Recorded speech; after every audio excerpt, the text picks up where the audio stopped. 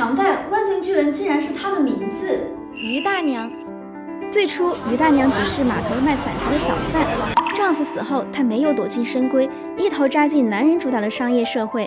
第一桶金是一口没人吃的剩饭——瓷器运输。瓷器一碎，没人愿意做这门生意。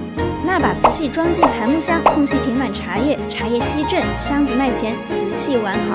一趟船，3样货，样样赚钱。贞元年间，于大娘率领众人造出万吨巨轮，打破了水库载万的技术瓶颈。而这样的万吨巨轮，它有一个船队，船上的船员高达数百人，俨然一个小型社会。虽每年只往返一次，却能让长江航线堵塞。南至江西，北至淮南，它的商业版图遍布全国。